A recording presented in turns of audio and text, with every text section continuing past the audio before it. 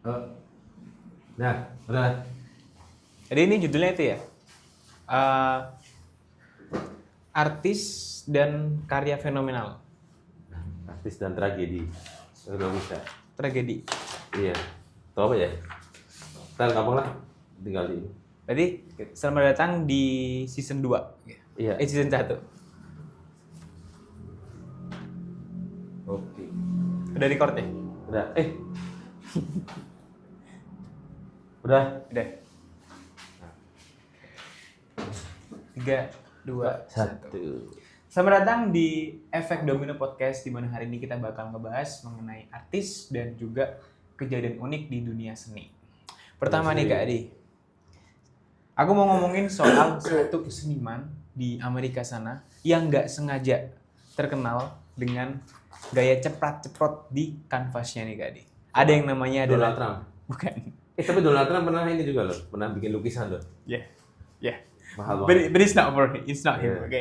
Namanya adalah Jackson Pollock. Di mana di sini orang-orang tahu atau dia tuh punya persepsi kalau chaos itu adalah salah satu metode. Nah, Tahun berapa dia? dia itu aku kurang tahu ya kalau tahunnya ya, spesifiknya agak lupa. Tapi di sini yang pasti ya, by sejarah seni, dia tuh Pollock tuh bisa ngerubah dunia seni dengan teknik drip painting atau cipratan cat. Banyak orang yang bilang itu cuma sekedar cipratan aja, kok bisa harganya mahal. Tapi dari cipratan itu Kak, itu bisa ngubah seni modern selamanya. Di sini ada domino pertama. Dia tuh mungkin menolak aturan atau nggak sengaja, terus dia menciptakan bahasa baru di dunia seni ya. Terus kita dipaksa, kita dikasih tunjuk karyanya dengan teknik ya cipratan cat itu tadi. Mau Tapi nggak? kalau kita lihat karyanya sebenarnya di tahun segitu ya, ini aku coba cari ya, dia itu tahun 1912 itu nggak tahu dari tahun segitu tuh Awal udah mulai modern. ini dia memang salah satu pionir atau belum, aku belum terlalu nyari, cuma buat hari ini aja mungkin orang Nah, kalau yang nggak pionir ngerti aja. bukan. Nanti Bukan ya.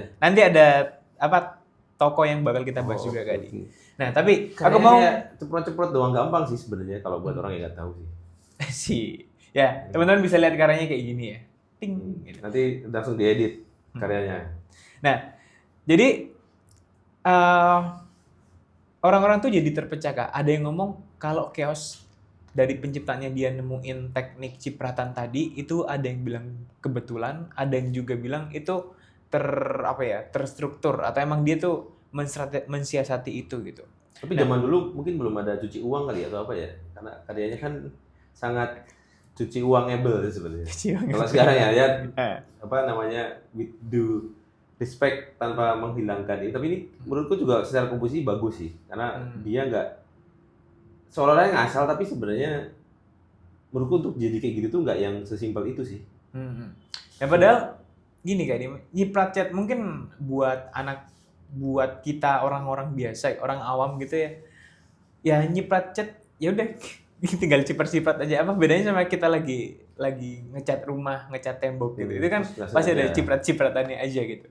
Bisa jadi nah orang-orang terbelah, ada wah ini mah cuman kebetulan aja terus dia bikin kayak gini terus beberapa beberapa yang pernah meneliti karyanya dia itu bilang kalau ini tuh penuh kontrol atau perlu apa udah well trained lah atau udah terlatih gitu. Tapi sebenarnya efek dominonya itu menurutku, eh, kadang-kadang kita pikir karya itu tuh harus yang megah, harus yang apa ya. Tapi ternyata cuma dengan cipratan aja itu bisa membuat histori lah istilahnya, membuat perubahan.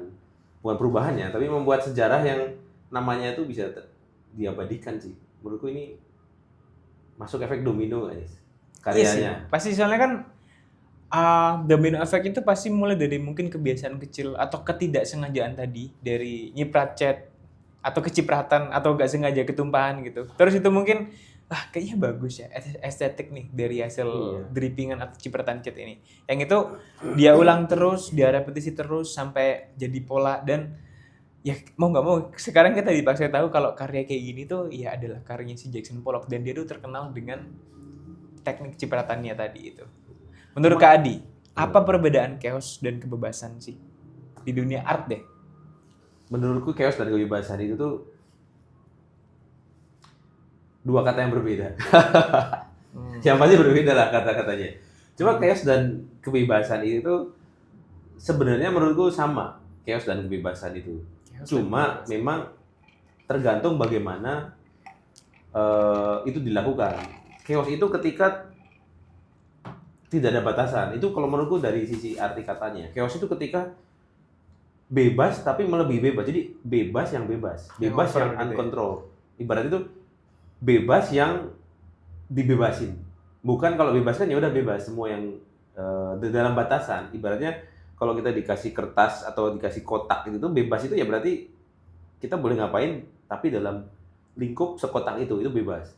Tapi chaos adalah ketika ada tempatnya tapi kita malah bahkan kotaknya pun nggak dipakai gitu. Jadi dalam seni itu ibaratnya mana yang lebih baik, nah itu kembali lagi tergantung. Awalnya mungkin chaos itu juga awalnya dari kebebasan. Cuma ketika seorang artis itu mulai merasakan kekangan, jadi dalam dikasih kebebasan dalam lingkup pun itu masih dianggapnya kekangan, muncullah chaos menurutku. Jadi mungkin karya Jackson Pollock itu menurutku adalah sebuah pemberontakan juga mungkin dari yang kebebasan yang dulu. Maksudnya gini, dia kan abstrak ya. Abstrak kan walaupun kayak gitu tetap ada kayak apa ya strukturnya. Kalau karya itu harus pakai kuas, harus gini gitu. Terus mungkin Jackson Pollock gimana kalau aku ciprat-ciprat gitu. Jadi keluar dari kotak itu sendiri mungkin. Jadi kayak gitu. Jadi menurut Kak Adi, kebebasan tuh ibaratnya kalau kita let's say di sini nih, kita di ruangan ini, kita lagi take podcast, terus kita lagi ngobrolin sesuatu, kita bebas nih ngobrolin apa aja. Tapi mungkin chaos itu kalau di konteksnya podcast, kalau kita udah ngebahas yang lebih ekstrim lagi gitu ya. Yang misalnya sekarang lagi podcast aku jerit-jerit gitu, terus salto, copot celana gitu. Berarti kan ada sesuatu yang udah nggak kondusif lagi nih. Atau aku uncontrollable. Lompat keluar nonton kereta gitu dan sebagainya. Gitu lah. Betul. Jadi chaos itu konotasinya memang mau nggak mau jadi negatif sih, karena arti kata chaos itu jadi penasaran ya. Chaos itu artinya. Kalau aku di kerjaan tuh chaos, I have to turn chaos into jokes later. Ya kan? Bisa. Lucu soalnya kadang-kadang ketika chaos tuh banyak banget hal yang terjadi kan ya. Oh nih, chaos adalah teori sistem yang menjelaskan bahwa perubahan kecil pada kondisi awal dapat kompleks itu pusing gitu, nggak usah lah. Nggak, tapi gitu. Kalau chaos sendiri kayak maksudnya di konteksnya Jackson Pollock gitu. Ya mungkin waktu itu kalau emang ceritanya dia nggak sengaja nyenggol terus ketumpahan cat di karyanya gitu, nah dia bisa memanage chaos itu gitu. Dan I think itu kemampuan itu yang dia repetisi, yang dia bikin terus sehingga ya kita semua tahu siapa Jackson Pollock di dunia modern sekarang gitu.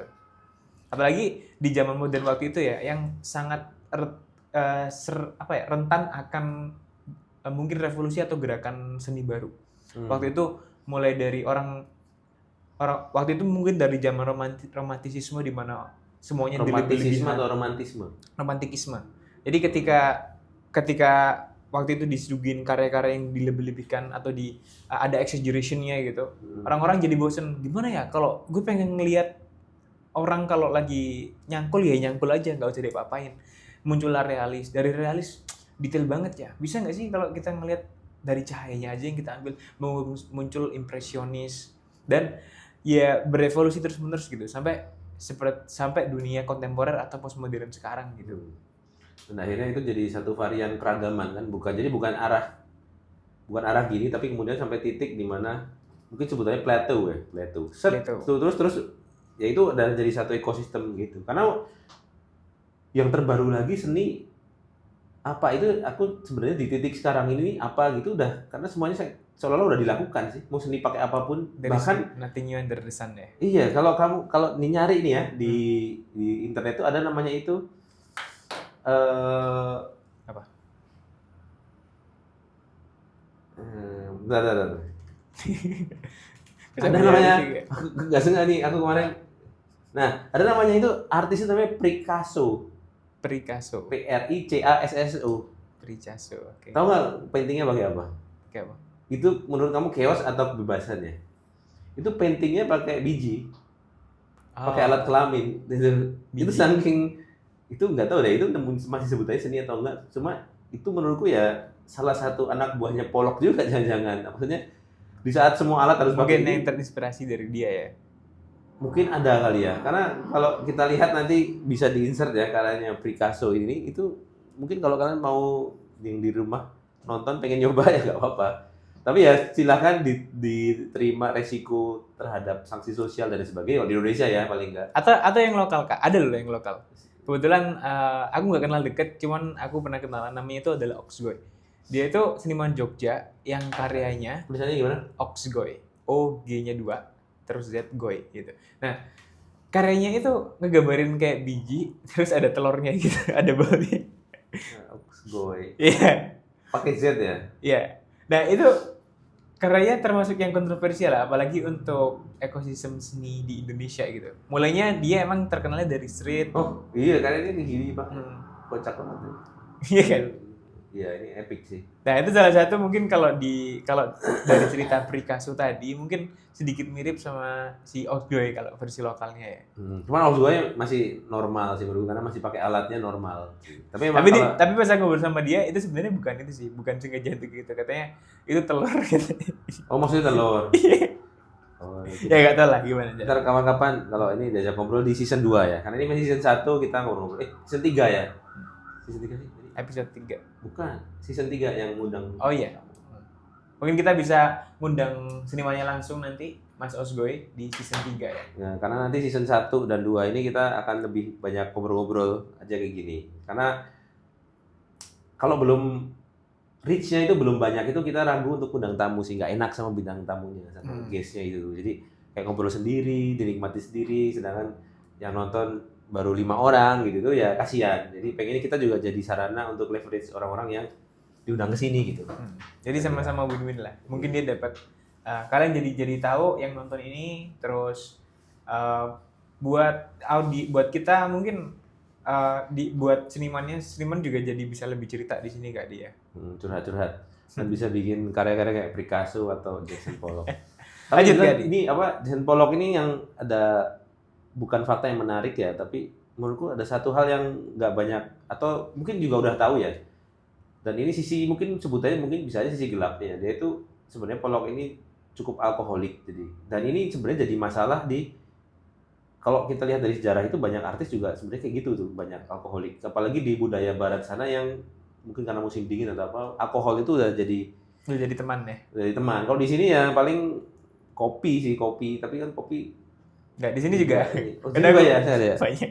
Oh, alkohol. Sama aja. I think itu untuk untuk masyarakat dunia alkohol itu salah satu escape yang enak gitu, kayak high sedikit. Iya, agak iya, swing gitu. Tapi aku pernah jadi kalau aku kan emang nggak yang minum kayak gitu ya, karena emang mungkin karena kultur dari budaya dari kecil itu emang nggak pernah dikenalin kayak gitu. Jadi pada suatu hari lagi jalan-jalan sama anak kantor ya, dulu pas aku masih di sebuah perusahaan food and beverage gitu, di Bali. Itu pertama kali aku merasakan sensasi mabuk. Dan bukan mabuk sih, tapi aku jadi tahu, oke, ini udah waktunya, aku nggak cocok, ini waktunya stop. Jadi waktu itu sebelumnya nyoba-nyoba disuruh, cobain bir, nah aku coba. Aku nggak suka, pahit gitu. Selalu pahit, nggak suka. Nah, ya, pada itu kalau pasti orang nggak suka sih. Nah, itu sebenarnya aku nggak yang minum sering gitu, tapi bisa nongkrong. Dulu kan ada namanya 7-Eleven ya. Itu pahit, nggak jadi. Terus di Bali itu pada suatu hari nongkrong di kayak 7-Eleven atau apa, pokoknya kayak minimart gitu. Terus dibeliin sama temen tuh ini Carlsberg. Iya. Nah, si Carlsberg itu aku minum itu kan haus habis jalan, aku minum tuh. Nah, di situ aku baru ngerasain, oh ternyata bir itu kayak gini enak, orang tuh kenapa suka tuh rasa ini. Jadi di situ titik dimana aku ngerasain, oh gini enaknya gitu. Nah, yang terjadi adalah aku minum Carlsberg itu sangat cepat sekali, kayak minum air aqua. Oh enak, lagi gluk, terus aku taruh. Terus tiba-tiba pada ngobrol teman gue kan, aku udah habis, aku sambil makan taikonoi gitu, taikonoi lah, itu yang masakan Jepang. Bukan, apa tuh rumput laut. Terus tiba-tiba kayak orang ngantuk, nggak tahu deh, kamu kalau pernah mabok pernah nggak? Kalau mabok sih pernah sekali. Waktu itu aku sempet tepar 3 hari. Tapi itu mabok beneran kalau itu. Itu nggak, soalnya waktu itu ceritanya lucu Kak. Jadi aku kan bawa kayak semacam arak gitu ya, arak Bali gitu, yang grade 1. Harganya lumayan sih waktu itu sih. Nah, aku beli kayak 3 botol gitu. Nah, pas nyampe sana, kan teman-teman banyak yang nitip tuh. Terus Pas aku nyampe rumah lagi, aku minum, yang lain pada nggak mau. Ya udah aku habisin dong gitu dong. Sama ceritanya kayak tadi, kayak di ya. gitu. Tapi memang ternyata kalau minumnya tuh memang harus pelan-pelan kalau biar ininya. Jadi kalau cepet tuh emang jadi efeknya tuh naik kata temennya. Karena yang pas waktu itu aku juga rasanya kayak orang bego aja, bengong. Terus diajak ngobrol itu perasaan aku ngomong tapi kok lidahnya kayak ngelantur gitu rasanya. Terus di situ kayak aku dengar ada salah satu temanku, wah mabuk nih orang, wah mabuk nih, pulangnya gimana nih gitu. Terus begitu jalan ya kayak orang layang aja. Jadi kalau buat teman-teman yang belum pernah mabuk atau belum pernah minum alkohol jangan. Tapi kalau soalnya ini sih, sorry aku potong kayak. Aku tuh pernah waktu itu kayak bukan mabuk sih, waktu itu minum ya, belum sampai mabuk. Tapi di jalan tuh temanku yang nyetir motornya tuh dia yang mabuk, jadi kayak pas ada gundukan gitu ya, nah sama dia digas gitu, wah itu kita kayak guling sana sini gitu lah, jatuh dan segala macem. Nah tapi yang lucunya ketika jatuh itu Kak, ketika kecelakaan itu aku tuh nggak ngerasain sakit sama sekali gitu, itu sampai malamnya tuh baru berasa gitu. Apa karena ini ya, memunculkan mabuk tuh bisa adrenalin ya jangan-jangan mabuk tuh. Jadi kayak mungkin menghilangkan atau meredakan rasa sakit sebentar gitu. Mungkin ya, ntar aku belum. Tapi yang pasti sih impactnya kalau untuk kita kayak untuk mabuk atau alkoholik atau minum alkoholik itu, kalau bisa jangan di jalan sih, bakal bahaya banget. Aku ngerasain waktu itu ya aku nggak bisa kontrol karena waktu itu aku nggak mabuk nih, aku minum tapi aku nggak mabuk. Tapi temanku yang depan ini mabuk banget gitu. Nah dia gas aja, nah baru itu tuh kejadian. Nah kayak yang terjadi sama Jackson Pollock tadi. Nah Jackson Pollock ini bisa dibilang karirnya emang naik banget. Tapi hidupnya tuh bisa dibilang sebaliknya lah. Keadaan hidupnya tuh bikin dia, karena alkoholik ini ya, bikin dia kecelakaan fatal di tahun 1956. Mungkin gara-gara karyanya apa ya, istilahnya dia alkohol, dia jadi karyanya kayak gitu mungkin gara-gara stres juga kali ya. Jadi stres terlalu banyak dikungkung mungkin. Terus penuangannya di karya dengan cipratan itu. Tapi Kak, domino kecil, gitu efeknya tuh ya betul, mungkin dia punya pressure ya, ada pressure atau ada tekanan yang mana itu bikin dia jadi banyak escape atau banyak pelariannya gitu. Yang pada akhirnya seperti yang kita tahu ya, dia pernah mengalami kecelakaan fatal di 1956. Dan itu bikin mungkin kehancuran untuk dirinya sendiri sih gitu. Tapi kalau ini kecelakaannya juga karena dia mabok juga sih. Kalau aku pernah baca ya. Itu tuh ngebut mabok ya udah mati. Gitu. Jadi mati kena sensor ya di YouTube. Begitulah, pokoknya is dead lah. Nah, cerita kayak gini nih Kak, maksudnya nggak satu atau dua orang doang ya, nggak selain dari Pollock yang mungkin bisa dibilang secara karir naik atau sukses gitu ya. Tapi seberapa banyak sih Kak, dan kenapa orang sukses tuh, beberapa orang sukses tuh ada yang suka mabok atau ya dia duitnya banyak tapi mereka masih ngerusak dirinya sendiri gitu, either dengan alkohol atau dengan drugs gitu. Mungkin karena ini ya, mungkin kalau ketika orang sukses kan dia jadi punya duit ya rata-rata ya. Nah kadang-kadang kan seperti kata banyak orang yang udah ngerti tentang duit itu, uang itu adalah kaca pembesar. Gitu. Jadi ketika dia ada duit, akhirnya dia jadi apa yang kecil jadi gede.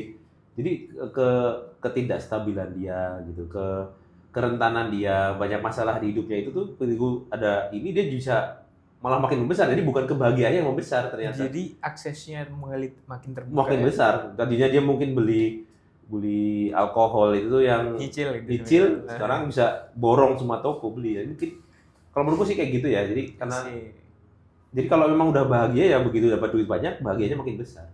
Ketika dia nggak bahagia makin besar. Jadi kalau misalnya ditanya mending sukses dulu atau bahagia dulu, jawabannya adalah ya kalau aku sih bahagia dulu ya. Kalau aku dua-duanya sih.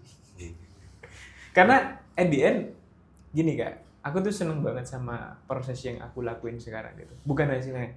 Nggak, ya pasti aku chasing aimku tuh udah pasti pengen berhasil ya atau pengen suksesnya. Tapi ketika di prosesnya aku bahagia, why not? Kenapa kalau dua-duanya bisa gitu? Iya nggak? Karena gini, kalau aku dari ngobrol beberapa temanku ya, kesimpulannya itu banyak orang ngerasa bahagia dalam proses, dalam pencapaian itu karena ada satu kata itu yang menurutku cukup kayak jadi pola gitu. Tapi bisa aja aku salah ya. Tapi ini kayak jadi pola. rata-rata yang nggak bahagia walaupun ketika ngejalanin proses atau ketika udah nyampe tapi dia masih nggak bahagia itu ada merasa ketidakadilan gitu. Jadi dia walaupun ini dia merasa ini nggak adil gitu. Nah, satu hal itu dulu juga aku ngerasa kayak gitu soalnya kayak kok dia bisa gini, kok dia bisa itu, kok aku nggak bisa gitu. Jadi Kayak sekarang kalau aku bandingin dirinya. iya, nah kalau aku lihat kamu misalnya ya wah coba dulu aku udah dapat akses banyak kayak kamu sekarang gitu. Pasti aku lebih ini gitu. Tapi kan beda. tantangannya beda. Tantangannya sekarang konsisten nggak ngejamin berhasil. Mungkin dulu ngejamin berhasil banget ya konsisten ya. Cuman sekarang konsisten doang tanpa interaksi, tanpa kita meningkatkan, tanpa punya USP unique selling point itu bakal susah banget buat berkembang. Atau platformnya banyak kan. Kita nggak tahu nih konten kita bakal work gimana. Kadang-kadang konten atau karya yang kita bikin itu ada yang bagus di platform Twitter let's say, tapi nggak bagus di IG. Itu bisa kayak gitu loh. Naik di Twitter, nggak naik di IG. Maksudnya penempatan pun bisa jadi itu kan, kayak lebih banyak gitu akarnya gitu. Tapi itu kayaknya perlu kita bahas deh tentang efek domino yang tidak jadi efek domino. Kan banyak loh yang menarik. Artis atau influencer atau apa yang kontennya rame, ada satu episode yang rame ini, terus tiba-tiba hilang. Itu salah satu yang kamu sebutin waktu itu. Ingat ya yang kamu bilang ya kita nggak mau nyebut ya, tapi dia itu rame. Terus pas rame itu dia bikin kelas, bikin apa, tapi akhirnya ketika masanya udah berlalu, akhirnya sepi. Dia nyoba apapun turun terus dan akhirnya ya nggak tahu, ya dia harus tetap nyoba sih mau nggak mau. Itu kayaknya perlu kita. Karena efek domino ternyata kadang-kadang ada efek domino yang kita salah menganggap itu efek dominonya gitu. Dan ketika kita manfaatkan, kita dorong terus ternyata terlalu besar gitu. Jadi ya gitu, nanti kita perlu bahas deh itu, seru soalnya itu menurutku ya. Jadi bisa kita bahas. Nah, tadi balik ke Jackson Pollock lagi nih.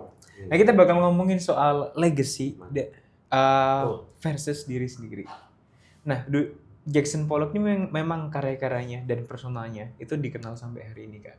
Tapi kalau kita tahu cerita hidupnya kayak kecelakaan fatal di tahun 1956 tadi, hidupnya tuh nggak pernah bener-bener damai atau yang slow atau ya kalau orang sekarang bilang slow living.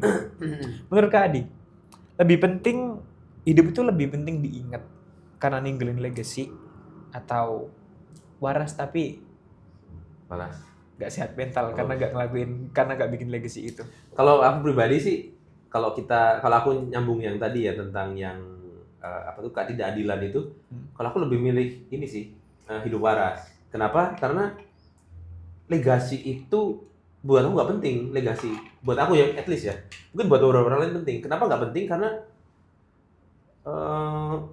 banyak gini, ada orang terkenal terus mati istilahnya, terus gone, takutnya kena YouTube, kena cut kan, terus gone, dia lewat gitu aja. Coba hitung berapa hari, 7 hari udah lupa, ntar ada kejadian baru lagi. Nah jadi buat aku lebih baik selama hidup itu aku lebih senang happy dan waras. Nah dengan cara apa? Dengan cara ya kalau aku jadi ingat ini interviewnya podcastnya Dr. Tirta. Dia pernah bilang kayak gini, dunia itu kalau dilihat dari sisi finansial itu tidak adil, sangat tidak adil. Karena ada orang yang cuma nggak ngapa-ngapain, tiba-tiba dapat proyek MBG, dapat duit banyak. Ada orang yang dari kecil udah happy terus makin lama makin happy, ada punya duit banyak, makin happy lagi. Gitu juga banyak. Nah itu tuh kadang-kadang kalau kita ngeliat dari sisi finansial, dunia tidak adil. Karena sekaya-kayanya orang, kalau di Dokter Tirta ya, kita itu sebenarnya babunya orang lain. Ibaratnya aku misalnya ya babu yang lebih gede lagi, kurang gede babunya ini lagi, istilah kayak gitu, babu. Jadi ada tangganya gitu. Nah, tapi kalau ada sesuatu yang aku kayak cukup masih ingat banget itu gini, Dokter Tirta bilang, tapi kalau dari hal peran, dunia itu adil. Karena orang kecil butuh orang gede butuh orang kecil. Faktanya kayak gitu. Membutuhkannya. Koruptor butuh duit pajak rakyat gitu untuk diambilin. Karena dia nggak bisa korupsi. Tapi rakyat juga butuh koruptor karena kalau nggak ada koruptor ini siapa yang akan ngejalanin negeri ini? Ada ya? Itu benar nggak sih? Itu kayaknya agak offset ya. Itu kayaknya ya udahlah nggak usah potong nggak apa-apa gitu. Tapi ya kira-kira gitu lah. Jadi kalau dari sisi finansial dunia itu nggak adil. Tapi kalau dari sisi peran, menurut Dokter Tirta itu nggak tahu dia dari mana, tapi menurutku itu pendapat yang sangat bagus sekali, itu adil sebenarnya karena peran. Jadi itu sebuah growth mindset yang sangat luar biasa sih. Tapi kayak gitu. Ada satu buku Kak, aku baru bawa ke sini. Wih. Namanya adalah orang ini. Wih. Ini adalah apa? Tadi kirain kotak loh, kirain kardus. Bukan. Dia adalah orang yang sangat menginspirasi dengan apa yang pernah dia bikin ya di teknologi, khususnya di Apple, khususnya untuk Apple, Pixar dan segala macamnya. Nah, ini aku mau narik lagi konteksnya ke legacy atau ya udah hidup waras tapi nggak bikin apa-apa gitu. Nah, aku setuju kalau kita meninggal besok 2 minggu orang udah lupa, sebulan udah gak ada yang ingat. Tapi dengan adanya legacy sampai hari ini, which is Steve Jobs meninggal kalau nggak salah 2011, Apple masih dipakai, kita bakal pakai Apple semua, terus teknologinya juga masih dipakai dan Apple juga makin gede makin sekarang. I think menurut Kak Adit, orang ini sebenarnya tuh kayak fulfill dua-duanya loh. Dia hidupnya juga enak kayak fulfill, terus dia juga punya legacy berupa Apple itu. Karena Steve Jobs sebenarnya bisa nggak kira-kira semuanya, mungkin untuk Gen Z ini ya, karena aku sebagai karena aku Gen Z, point of view ku udah pasti Gen Z, aku bakal nanya ke Gen X ke Adi ya. Kira-kira juga sebenarnya Gen Z. Kira-kira possible nggak sih untuk zaman sekarang para Gen Z dan teman-temanku tuh bisa punya hidup yang kurang lebih mirip kayak Steve Jobs gitu? Kalau menurutku bisa banget sih. Legacy dan hidupnya fulfill. Dia Bisa. punya keluarga, anak. Tapi tetap yang namanya yang namanya sisi gelap itu pasti ada. Di mana ada terang, di situ ada bayangan, sayangnya. Jadi di balik ini nih ada sisi gelapnya, kayak contoh sisi gelapnya Steve Jobs. Steve Jobs itu tuh salah satunya yang aku pernah baca ya. Itu tuh di beberapa biografi orang lain ya, atau beberapa cerita orang lain itu dia itu sangat idealis banget, bahkan dia itu sangat galak sekali. Oh iya, memang. Itu, nah, buat disiplin lebih tepatnya. Disiplin dan emang kalau dia maunya A harus A dan harus jadi. Nah, sayangnya itu sisi gelapnya adalah dia jadi orang yang tidak disukai orang sekitarnya, ya, tapi dia disukai oleh lebih banyak orang. Bahkan partnernya sendiri si Wozniak itu kan juga di kick out sama dia. Terus Edian dia juga di kick out dari perusahaannya sendiri. Itu kocak. Memang, tapi ya itu sih kan apa ya? Sisi gelapnya nggak tahu deh, itu menurutku apakah menurut dia sisi gelap atau enggak gitu, karena jangan-jangan dia juga nggak ngerasa salah dengan itu, jangan-jangan gitu. Yang jelas dia kan meninggalnya karena kanker ya. Iya, 2011. Itu pun juga aku nggak tahu apakah dia merasa itu adalah sisi gelap atau karena buat tahu kan kayak tragis ya. Kayak dia perjalanannya belum selesai, belum tua-tua banget dia sebenarnya udah gone. Jadi tapi kita semua tahu ya Steve Jobs legasinya itu, dan Apple ketika berubah total sejak waktu itu. Ketika dia presentasi produk baru dari buka telepon aja. Setiap apa ya yang diomongin tuh kayak bikin kita harus dengerin, ngerti nggak sih? Itu tuh I don't know, the best storyteller buat aku dia sih, menurutku sih. Salah satunya. Iya sih. Or the best or salah satu, ya dia itu.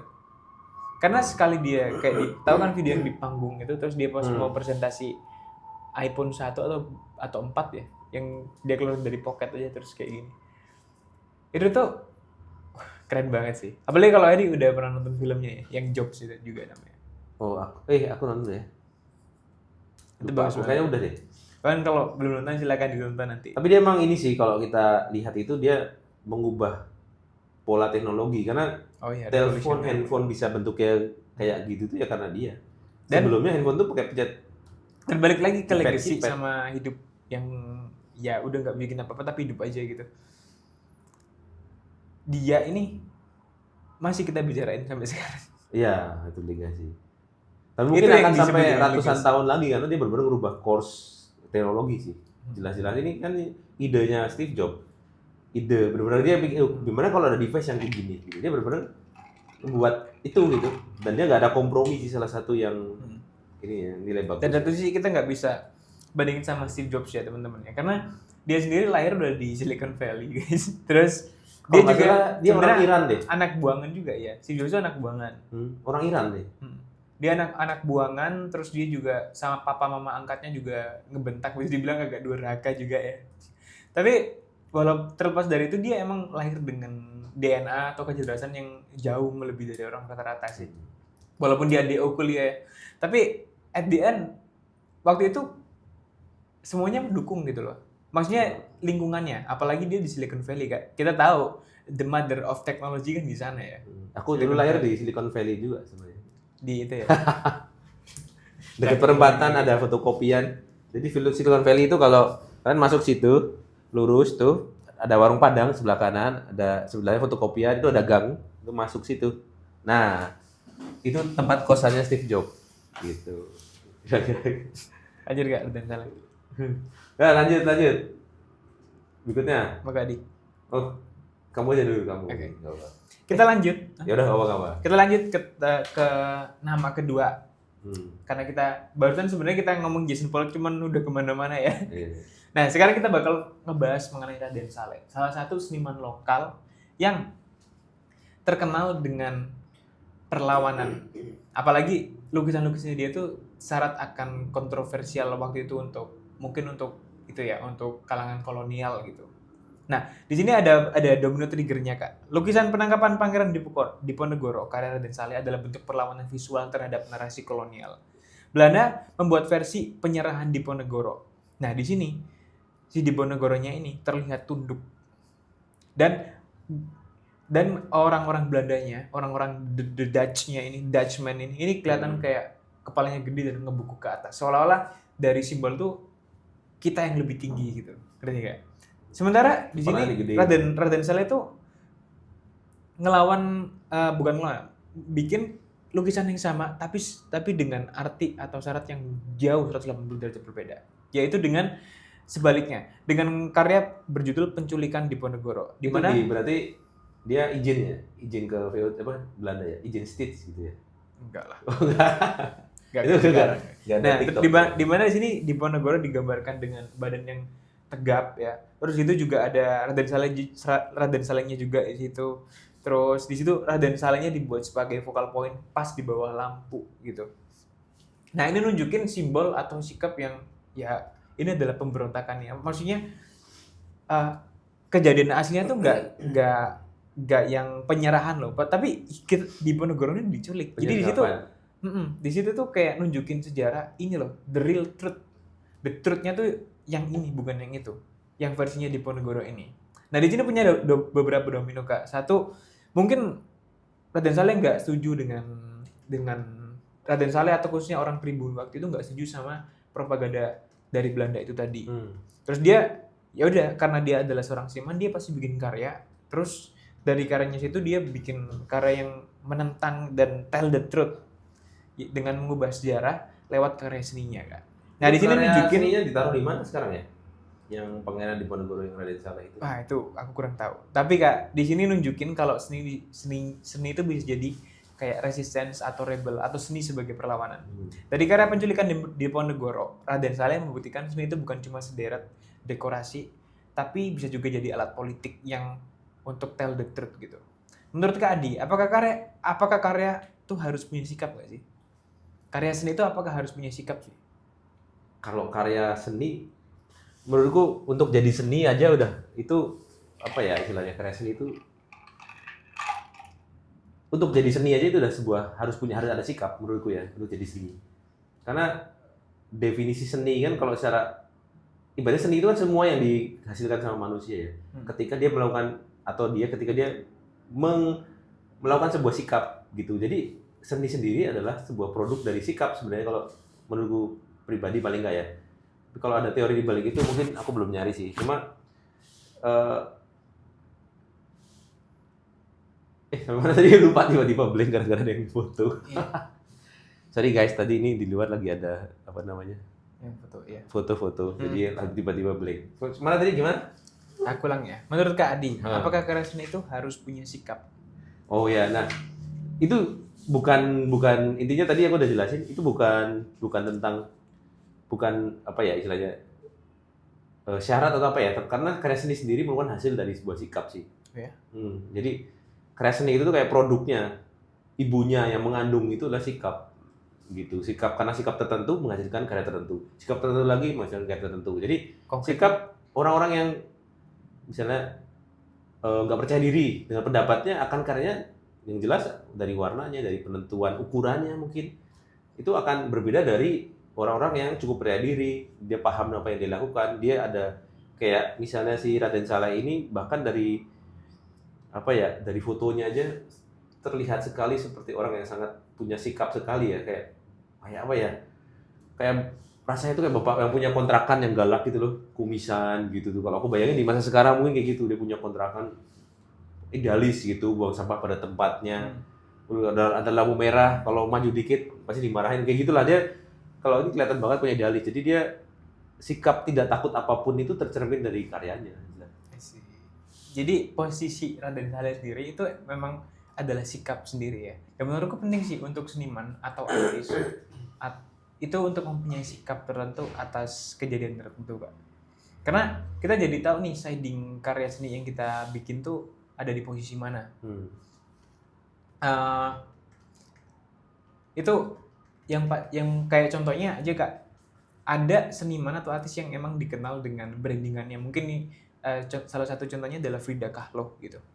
Nah dia tuh adalah seniman perempuan yang emang mau bisa dibilang narasi utama, bukan narasi yang dipegang atau sikap yang dipegang tuh ya bagaimana kesetaraan gender untuk wanita gitu loh. Itu kan sikap sendiri itu ya. Raden Saleh pun juga sama. Jadi penting banget untuk menurutku ya, mempunyai sikap either di dalam kasus atau nggak dalam kasus. Seniman tuh kalau bisa punya sikap, emang punya sikap ya, memang harus punya sikap sih menurutku sih. Dan karya seninya pasti yang akan mentransform sikap itu menjadi cerita yang mau disampaikan gitu loh, dari sikap, dari topik atau sikap yang lagi dibahas gitu di karyanya. Gitu Kak Adi. Nah, kalau Raden Saleh sendiri nggak pernah bikin karya penculikan di Diponegoro, ini agak deep nih. Menurut Kak Adi, apakah diam itu juga jadi bentuk dari keberpihakan? Apalagi di zaman waktu itu. Apalagi di zaman sekarang ya, yang penuh dengan penindasan, penjajahan ya. Sekarang udah merdeka kita ya. Gitu. Ups. Nah, kalau menurut gue pribadi sih, diam apakah keberpihakan itu kita nggak bisa mengartikannya cuma dari satu makna ya. Kayak apa ya, tergantung konteksnya kembali lagi. Diam itu mempunyai makna yang berbeda tergantung situasinya. Contoh, kalau diam dari konteks ketidakadilan, menurutku diam adalah sebuah atau dalam teamwork gitu, diam itu adalah sebuah keberpihakan gitu. Misalnya kita hari ini misalnya di teamwork ya, kita hari ini mau jalan-jalan ke Bogor misalnya. Ya kalau nggak setuju ngomong, kasih alasan, tapi kadang diam itu ya udah ngikut aja, berarti setuju gitu. Apalagi di situasi yang penuh dengan ketidakadilan, misalnya dalam situasi apapun itu ya, diam itu berarti kita menyetujui sikap itu sebenarnya. Ya mungkin ada orang yang diam udah pasrah, nah berarti dia setuju kan, setuju mendapatkan perlakuan seperti itu gitu. Jadi memang dalam situasi ketidakadilan, diam adalah keberpihakan. Nah tapi ada juga sisi lain, diam dalam situasi kebijaksanaan gitu misalnya, dalam situasi hal kebijaksanaan. Contoh? Diam itu adalah renungan sebenarnya. Kayak apa ya? Menahan diri gitu-gitu. Diam tuh. Kalau kita lihat konteks dalam kebijaksanaan, orang yang bijaksana cenderung menahan diri, diam. Kalau misal dalam teori komunikasi ya yang aku pernah baca itu, ketika kita ketemu orang baru, ketika kita ngobrol, pastikan 10 menit pertama itu kita banyakin diamnya, banyakin lawan bicara kita yang ngobrol. Itu contoh. Nah itu kan kebijaksanaan tuh, bukan karena kita setuju apa yang diomongin. Misalnya aku mau jualan mobil ke kamu BYD misalnya, aku sales BYD. Ketika aku ngobrol, aku harus memastikan kamu ngobrol dulu kebutuhan kamu apa, keberatan kamu, ceritain aja. Nah itu sales itu pasti observasi dulu ya, analisa dulu ya. Itu kalau sales yang bagus. Tapi kalau sales yang nggak punya ilmu, yang nyerocos terus, aja terus, pokoknya lagi diskon, wow. Padahal yang bagus adalah 10 menit dulu nih, pancing dia biar curhat dulu. Padahal diam tuh bisa itu ya, kita bisa dapat informasi lebih banyak gitu mengenai calon pembeli atau calon bayarnya. Terus Kadi mau langsung aja deh konkret. Belum tentu, bukan berarti setuju diamnya di situ kan. Konkret Kadi, contoh konkret. Kadi mau beli mobil di BMW deh misalnya. Jangan Kadi apa? Ada orang mau beli mobil nggak kuat ke beli BMW. Ya, ada orang mau beli BMW terus Kak Adi adalah itu salesnya gitu. Apa yang akan Kak Adi lakukan? Salesnya, pertama profiling yang Pak, jelas. aku mau beli mobil BMW yang ini. Yang jelas aku profiling dulu dengan pertama dari mau nggak mau kita harus lihat fisik sih. Kayak dokter ngobatin kanker aja harus lihat fisik dulu kan, dia nggak tes darah nggak ngapa-ngapain. Dia harus fisik, ada jendolan, ada baru ditindakan. Jadi kalau nggak ada apa-apa fisik yang kelihatan lewat itu nggak akan ditindak. Jadi kalau gitu ya aku analisa dulu ini orangnya ya mau nggak mau mampu nggak nih beli gitu. Kalaupun nggak mampu, apakah dia punya potensi nih gitu. Nah kalau kira-kira feelingku mengatakan dia mampu nih, walaupun mungkin dia pakai sandal jepit, kayaknya nih mau bisa nih gitu. Berikutnya adalah analisa kedua dengan cara lempar pertanyaan-pertanyaan.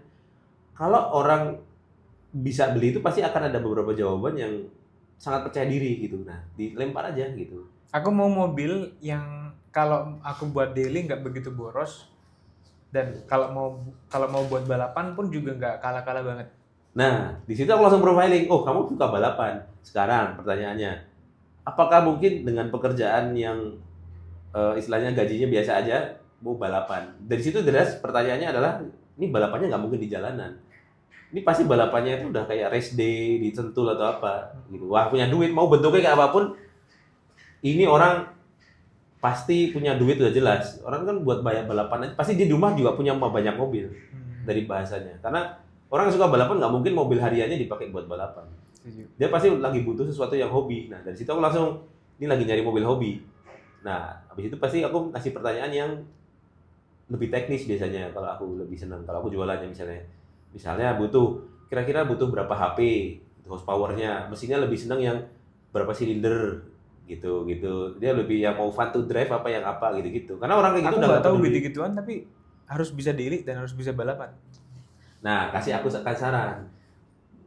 Bapak paling jauh kemana? Apakah dibuat kayak mau Texas ke Louisiana? Gitu. Bekasi, Bintaro. Ya, Bekasi, Bintaro. Kalau gitu aku pilihin yang kalau kayak gitu kan profilnya berarti udah nggak peduli boros ini kan. Ya aku pilihin yang fun to drive aja.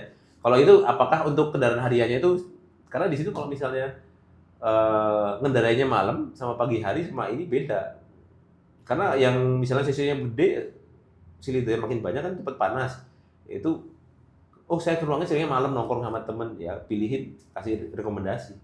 Langsung di list. Atau misalnya Bapak pernah punya BMW sebelumnya? Kalau boleh tahu BMW-nya apa? Nah, gitu. Itu untuk nge-record. Yang jelas kita lebih akan sangat diuntungkan ketika kita komunikasi itu tentang mendengarkan orang. Itu nggak banyak orang yang paham sebenarnya. Jadi yang paling penting dari komunikasi adalah kuping, bukan mulut. Itu. Ini tips yang baru punya pasangan atau baru mau nikah, siap-siap. Balik ke Raden Saleh. Nah, Raden Saleh ini dikenal dengan multi identitas. Dia hidup di dua dunia. Dia di Indonesia, dia adalah sebagai pribumi dan belajar seni di Eropa. Wih. Nah, baru tahu loh. Iya, masih nggak baru tahu. Bahkan lebih tepatnya di Belanda. Nah, domino efeknya Kak Adi. Nah, dia jadi lebih banyak punya exposure global daripada artis lokal waktu itu. Tapi satu sisi dia bakal punya krisis identitas juga. Nah, krisis identitas di negara orang itu mungkin bikin dia mempunyai perspektif unik. Dan pada akhirnya melahirkan karya yang berbeda. Aku mau tanya ke Kak Adi, apakah keterasingan bisa membuat seseorang lebih tajam dalam melihat dunia? Keterasingan tuh kayak mirip pedang bermata dua kayak. Kalau kayak misalnya di kasusnya Raden Saleh ini menurutku dia karena dia udah sampai ujung sana gitu, bergurunya itu sampai Eropa, jadi dia udah nggak menganggap lagi penjajah itu sebuah ketakutan. Karena di dunia penjajahan itu tuh salah satu yang membuat kita kenapa susah ngelawan ya, kita diam dan setuju itu karena kita menganggap bahwa penjajah itu adalah kastanya lebih tinggi gitu, secara nggak langsung gitu, secara nggak sadar.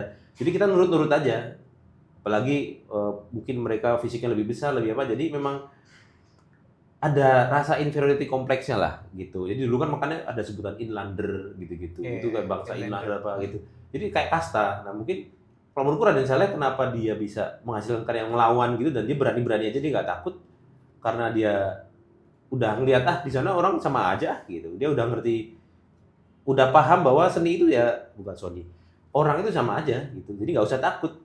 Jadi ya menurutku Raden Saleh cukup Jadi dia simbol bisa dibilang perlawanan. cukup tajam dalam melihat realitas ya. Maksudnya Iya.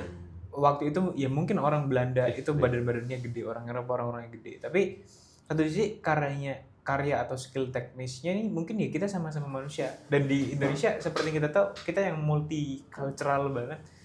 Ya ada potensi besar ya karena referensi-referensi kita lihat kita bisa bikin karya yang lebih bagus juga ya Kak.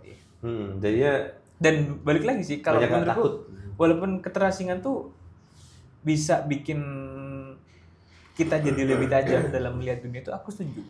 Kenapa? Karena aku jujur 2 tahun pertama di Jakarta tuh aku merasa terasing banget, gak punya temen, gak punya apa dan segala macam. Ya teman-teman cuma sekedar teman, tapi nggak ada yang literally teman. Maksudnya yang kemana-mana bareng atau gimana. Terus pasangan juga nggak di sini waktu itu. Masih ingat. Nah dari itu hal yang bikin aku tajam itu aku banyak diem, aku banyak observasi sekitar. Yaudah aku jalan, Lisi mau ke taman mana? Mau ke taman mini atau mau ke taman mana? Kita lihat observasi, oh manusia kayak gini ya, orang Jakarta tuh jalannya kayak gini. Oh ternyata aku lebih mindful dikit, aku jalan-jalan ke SCBD, oh ternyata kalau aku lihat ke bawah itu ya banyak perumahan-perumahan atau kampung-kampung yang kurang layak ya. Nah itu ternyata banyak banget. Jadi dari aku ngerasa terasing, aku mau nggak mau harus ngelihat sekitar dan aku mau nggak mau harus harus bisa lihat ini realita yang ada di depanku ini kayak gimana gitu. Jadi mau nggak mau lebih tajam gitu Kak. Kayak itu kan istilah mainmu kurang jauh gitu. Kopimu kurang kental itu berarti bener dong ya. Kak Adi pernah merasa nggak sepenuhnya cocok di 2 dunia berbeda nggak? Let's say Kak Adi mungkin pernah di skena musik, terus satu sisi Kak Adi juga korporat juga gitu. Pernah kerja BUMN waktu itu. Nah, itu gimana? Atau di kementerian waktu itu terus Kak Adi harus terjun ke dunia art juga. Nah, itu waktu itu gimana? Kalau aku pernah ngerasa kayak nggak sepenuhnya cocok nggak di dunia seperti itu? 2 dunia lah bisa dibilang. Kalau nggak cocok sih pasti ya. Yang jelas ketika aku nggak cocok itu insting pertama aku tuh ya mencoba menyesuaikan diri. Tapi yang jelas ada batasnya sih, dan aku cukup memaksakan. Aku pernah kerja di satu perusahaan itu tuh cukup lama. Bukan orangnya baik-baik semua. Aku selama kerja aku selalu melihat bahwa orang di sekitarku baik semua. Entah mengapa. Ya pernah ada satu pekerjaan yang orang di sekelilingku tuh kurang baik. Ya aku langsung keluar secepatnya gitu. Langsung aku nggak terusin karena buat aku sia-sia buang waktu. Nah, makanya aku selalu menemukan orang sekitarku tuh baiklah. Nah, ada satu situasi itu ternyata aku nggak cocok tuh bukan pas aku lagi kerja di situ, pas aku udah keluar justru.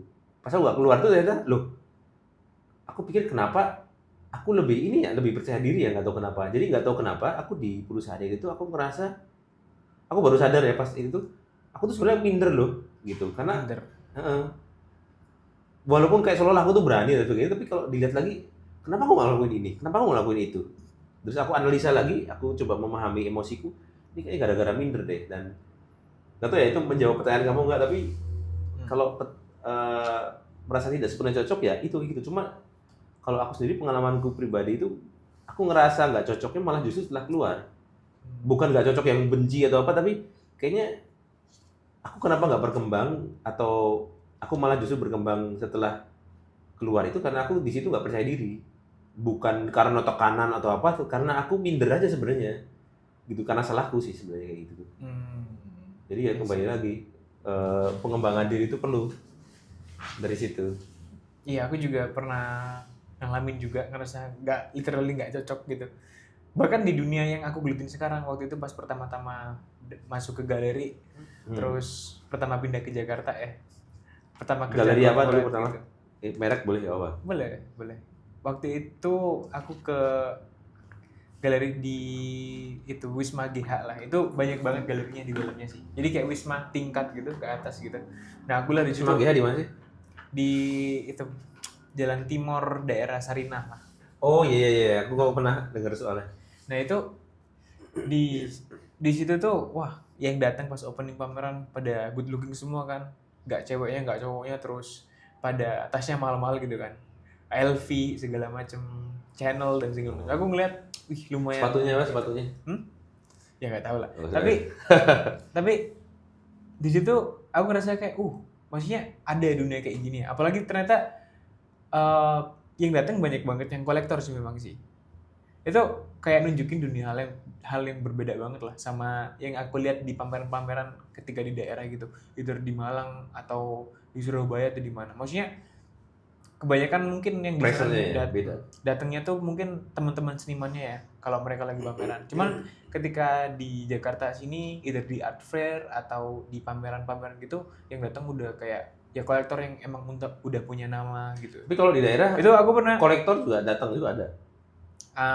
ya beberapa ada sih. Tapi banyak artis sesama artis itu. Kalau itu kan masih artis support artis ya. Cuman kalau di Jakarta sini itu udah karena udah lebih jadi bisnis juga. Nah di situ jadi lebih banyak lagi tuh Kak Adi. Banyak banget ditemuin lah. Nah itu ya apa ngerasa kayak dunia berbeda lah. Apalagi itu ya artis dan juga kolektor itu kan udah dunia yang berbeda ya secara rata-rata gitu. Either secara faktor ekonomi ya atau dunianya juga. Mungkin yang kolektor kebanyakan punya bisnis dan segala macem. Terus kalau seniman mungkin emang lebih banyak bermain di karya-karyanya aja. Itu kan pasti ada perbedaan ya dari segi yang dipakai dan segala macam. Itu ngerasa oh ternyata dunia seni kalau didalemin lagi dan kita sering datang ke event-event tertentu itu bakal kayak gini ya ternyata ya. Kalau kamu datang ke event seni gitu, cara bangun networkingnya gimana? Biar kenal. Atau kadang-kadang datang aja nonton, lihat suasana gitu pas dulu. Terus yang paling pulang, gampang, gitu. yang paling gampang Kak Adi itu adalah by teman sih. Itu ya. Menurut cara paling gampang tuh. Let's say aku ketemu si let's say Pak Andi di sana. Nah ternyata temanku nih seniman yang karyanya pernah dibalik sama dia. Nah aku pasti nanya, bisa kenalin ke dia nggak? Ya udah kita kenalan. Terus kedua faktor luck gitu. Bisa either sama galeris atau sama kolektor ya. Biasanya kita kalau lagi ada suasana momen tertentu, ya ketika dia lagi ngeliat lukisan gini, udah aku datang aja ke dia. Aku nanya sambil, bagus ya Pak karyanya Pak gitu. Terus dari situ kita ngobrol kecap dan segala macem, terus kenalan. Banyak sih yang kayak gitu. Mungkin bisa kita undang nanti ya. Cerita kenalan di galeri. Banyak kita canggung juga, tapi ya beberapa sih berhasil sih karena ya sempat kerja bareng juga gitu. Tapi sisi gelapnya apa yang pertama kali kamu tahu? Ternyata galeri ternyata kayak gini ya, susah atau itu bakal jadi episode baru ya. Nanti kayaknya. Itu bakal jadi episode baru karena ceritanya banyak banget. Aku bisa beda juga kok itu kok. Wah, spill. Cuman nanti Kak Adi, sekarang kita bakal lanjut lagi ke Raden Saleh. Silakan. Yang mana ya? Oh, tadi ini ya. Oke. Sebentar. Ini kalau yang aku temukan ini Raden Saleh ini cukup menurutku ya dari kelakuannya ini dia nggak cuma berani sih kalau dari hal-hal yang dia lakukan. Menurutku dia cukup cerdas juga gitu. Ya walaupun mungkin gambar secara visual tuh kan memang bisa meningkatkan kecerdasan juga ya. Tapi kalau Raden Saleh itu mungkin ya udah cerdas dari awal karena dia nggak cuma ngelawan, nggak cuma ini, tapi dia juga mampu beradaptasi dengan apa ya?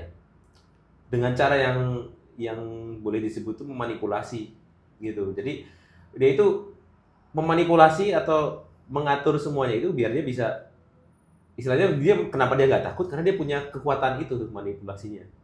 Nah kayak apa ya dia itu ternyata juga walaupun dia ngelawan gitu dia deketnya tuh bisa deket sama elit Belanda gitu. Dia bisa apa ya sama bangsawan Jawa waktu itu. Nah gitu dia bisa ngeblend. Jadi itu menurutku salah satu skill yang mungkin sampai saat ini pun tuh sulit loh buat seniman. Itu sangat sulit sekali karena apalagi di zaman itu ya. Misalnya kayak nih, kita kan udah di painting, sedangkan aku kan suatu saat nanti pengen mencoba masuk painting. Mungkin aku juga akan minder lagi dari awal, akan merasakan gitu dan mungkin nggak akan sejago Raden Saleh. Dia bisa sampai. Dan waktu itu nggak ada Kak, maksudnya jarang banget seniman yang punya akses bisa deket sama bangsawan Jawa, terus aristokrat Eropa dan elit-elit Belanda itu pasti susah banget sih itu sih.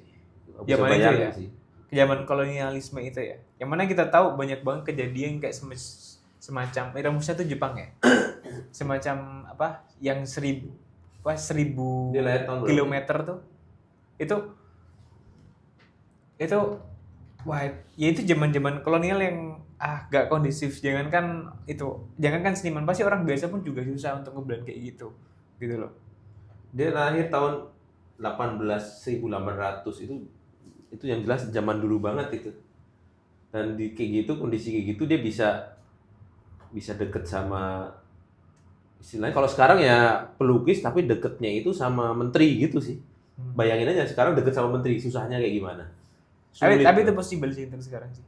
Ya tapi Sangat possible. untuk ya karena ada sosmed. Tapi bayangin nggak ada sosmed nih, terus harus deket sama menteri atau deket sama presiden gitu misalnya. Tanpa lewat nggak jadi. Enggak, tapi ini sih Kak, apa namanya? Itu yang udah faktornya apa bertolak belakang gitu. Contohnya aja orang Belanda yang ibaratnya kolonialisme nih. Nah, terus sampingnya kita tuh yang mau kita ajak ngobrol mungkin kayak Kim Jong Un atau North Korea gitu yang mana bertentangan banget sama demokrasi dan juga agama ya. Nah itu ya kayak gitu yang terjadi kondisinya gitu loh. Let's say orang Amerika sama orang North Korea gitu. Atau Donald Trump sama Kim Jong Un itu kan itu pun sering nggak akur kan mereka. Iya, kalau aku bayangin di waktu itu ya, aku jadi di masa itu ya, terus aku punya apa ya, bukan kemampuan ya, aku bisa gambar di waktu itu juga. Mungkin kalau aku sih akan jadi nggak bisa kayak di sana sih. Aku bisa bayangin nggak akan setengahnya aja nggak bisa gitu. Karena untuk bisa ngobrol sama kayak gitu harus punya energi besar juga loh, harus menurutku percaya dirinya harus tebel dan dompetnya tebel juga kan.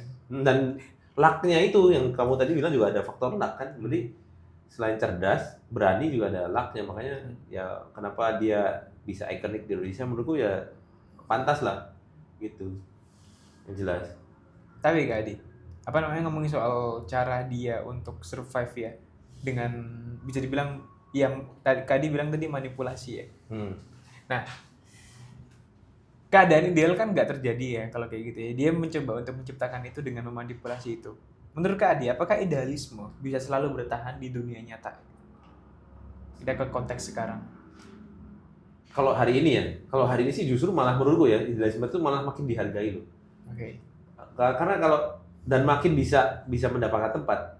Karena waktu itu aku pernah lihat ada kontennya Gary V itu bilang itu social media is dead gitu. Sekarang itu era munculnya namanya interest media. Interest sendiri merupakan anak dari idealisme. Kita interest sesuatu karena kita punya idealisme tertentu terhadap sesuatu, akhirnya kita senang sama itu. Nah, sekarang itu tuh sosial media itu tuh udah bukan lagi tempat buat apa ya, udah bukan, kalau dulu kan untuk mencari teman atau ya buat fun gitu, sekarang tuh udah kayak kebutuhan menurutku.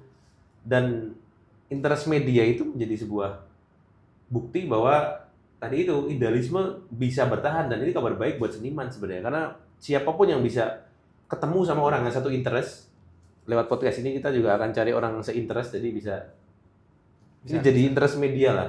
Nah itu dia akan bertahan, pasti akan bertahan interest media. Senangnya gosip, zaman dulu kalau senang gosip mungkin nggak akan survive gitu. Tapi ketika sekarang senang gosip, dia bikin sebuah platform sendiri, dia bikin sebuah media sendiri gitu, jadi kayak Dr. Richard gitu. Dia jualan skincare tapi kontennya gosip gitu. Atau dia senang gambarnya yang kayak tadi, senang gambarnya telur gitu.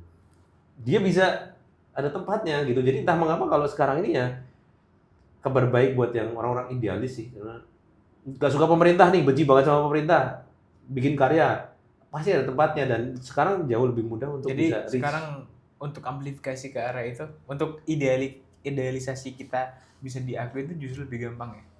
Karena kita akan menemukan along the way, ketika kita sering mendokumentasikan itu, kita akan menemukan orang-orang yang sefrekuensi atau selingkungan sama kita berarti ya. Ya, nah sayangnya ada beberapa orang yang punya idealismenya itu adalah malas konten. Nah itu jadi idealis tapi nggak mau ngasih tahu orang kalau dia idealis, tapi dia pengen orang tahu kalau dia idealis, jadi susah. Ada kayak gitu kayak misalnya kamu kadang-kadang kan makna ideal ini bakal sulit sih ngomongin soal idealis ya, karena ngomongin soal ideal sendiri ya. Ideal ini apa nih? Ideal untuk bertahan hidup ya kita harus konten, kita harus gimana caranya, karena kita banyak yang ngelihat, and then kolektor tahu, kolektor tapi ada yang gitu, karena kalau pas aku ngajar ya mungkin gitu. Untuk beberapa orang idealisnya beda kali Kak. Mungkin Kade juga adalah untuk ya udah untuk aku having fun aja kan. Ada gitu, masih ada gitu. Sosmed tuh buat makanya buat ideal fun, tuh gitu. Ideal, kondisi ideal tuh agak pasti subjektif sih kalau menurut gue. Personal, sangat personal sekali. Sangat personal, karena ya makna ideal untukmu, untukku, untuk siapapun itu pasti beda-beda sih. Hmm. Idealnya orang manusia bisa hidup 100 tahun, tapi ya kita harapan hidupnya kan 60-70 tahun kan Indonesia itu.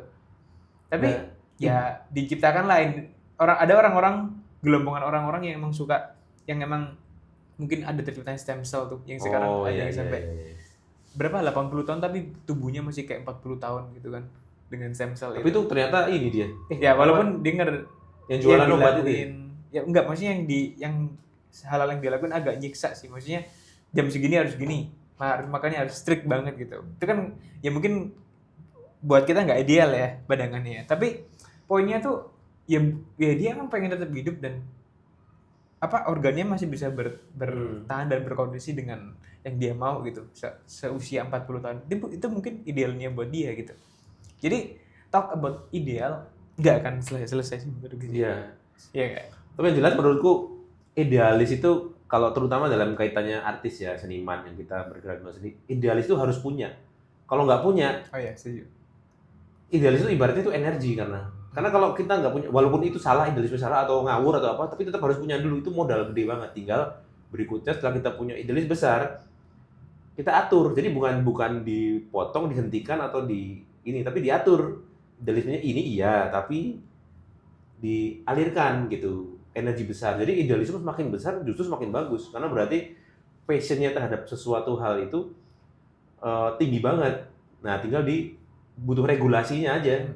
Ini menurutku. Jadi idealisme jangan sampai Perlu ditekan, justru malah diluapkan dengan cara yang benar. balik ke Raden Saleh yang manipulasi dan dekat juga sama beberapa kalangan orang ya, dari elit Belanda, bangsawan Jawa sama aristokrat Eropa gitu. Seberapa jauh sih Kak Adi orang bisa bermain atau boleh bermain untuk bertahan atau untuk survive aja gitu? Nah, kalau kamu sendiri, kamu pernah ini nggak? Seberapa jauh kamu pernah bermain kalau kamu sendiri? Dalam konteks untuk bertahan itu untuk survive dalam hidup ya, berarti ya? Dari secara finansial gitu sebetulnya. bisa macam-macam kan, bisa finansial, bisa kan kadang-kadang untuk bertahan hidup itu belum tentu finansial kan. Kadang-kadang kayak kebutuhan emosi kita, misalnya kayak kamu sejauh apa biar kamu bisa bertahan untuk kamu punya pacar gitu. Itu kan juga untuk bertahan hidup, untuk dia bisa happy, itu kan salah satu strategi bertahan hidup juga. Salah satu Punya support system kan, istilahnya kalau kita punya pasangan, ngejar-ngejar sampai mana, nganterin sampai apa gitu kan juga termasuk ya. Nah, ada nggak? bermain ya, untuk bertahan ya. Bermain tuh dalam konteks apa isinya? Bertahan dalam konteks ya dia bisa berteman sama siapa aja. Oh, bermain berteman sama siapa aja. Bermain tuh bukan ini maksudnya. Bermain tuh memainkan kartu gitu. Atau memanipulasi sebutannya. Memainkan, ya manipulasi bisa playing the game gitu istilahnya. Playing gods lah. Kartunya itu seberapa caranya gitu. Itu gitu ya?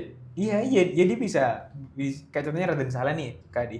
Itu dekat sama bangsawan Jawa ya, terus elit-elit di Belanda sama aristokrat Eropa gitu. Nah, itu kan bermain juga ya, maksudnya ya dia bisa dari bermain itu dia bisa lebih gerak nih. Dia bisa bertahan sebagai seniman gitu loh. Yang mana nggak semua seniman tuh atau seniman pribumi waktu itu punya kesempatan yang sama gitu loh. Kalau aku sendiri ya, kalau aku melihatnya tuh ini lebih ke bermain itu dalam arti, jadi kalau seberapa jauh seorang bisa bermain untuk bertahan itu lebih lihat tuh bermain itu adalah permainannya itu sendiri. Jadi kalau aku sendiri, menurutku sejauh konsen. Menurutku konsen itu berarti apakah yang kita lakukan itu tuh, misalnya kita apa ya?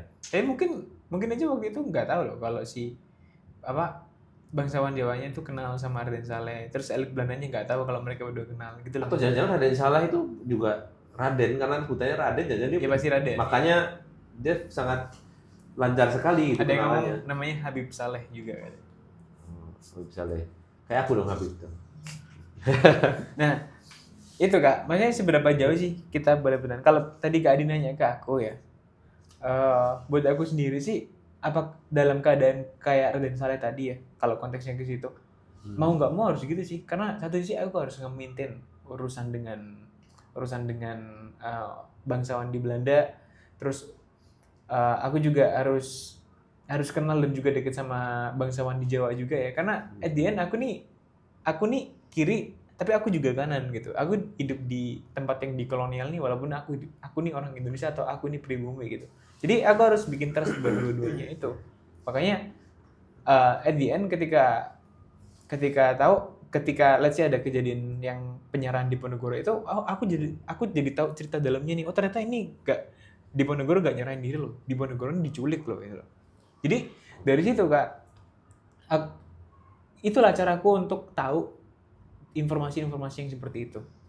And then aku bisa bikinnya jadi lukisan yang seperti kita tahu Raden Saleh adalah salah satu sosok yang revolusioner sih kalau ngomongin soal perjuangan gitu.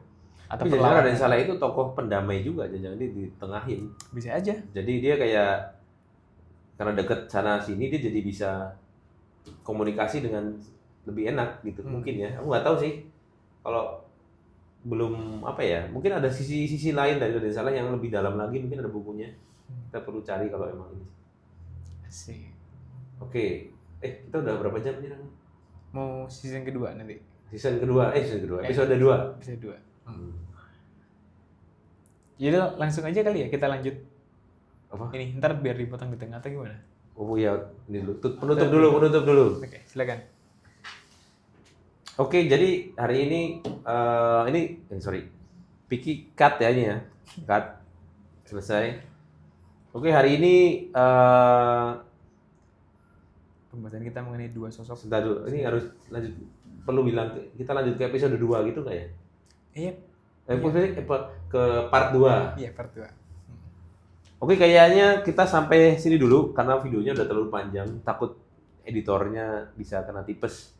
Jadi mohon nanti kita akan coba lanjutkan di part 2-nya ya. Jadi di part 2-nya itu kita akan bahas banyak fakta-fakta seputar para artis-artis, baik itu yang zaman dulu maupun zaman modern. Dan juga ada Mona Lisa Kak Adi. Ada Mona Lisa. Jadi pastikan kalian nonton di part 2-nya ya. Sampai jumpa, tetap menggambar dan apa? Pokoknya itulah. Sampai jumpa, kita ketemu lagi di part 2. Salam efek domino. Efek domino. Gini ya. Masih ngerekam kan? Masih.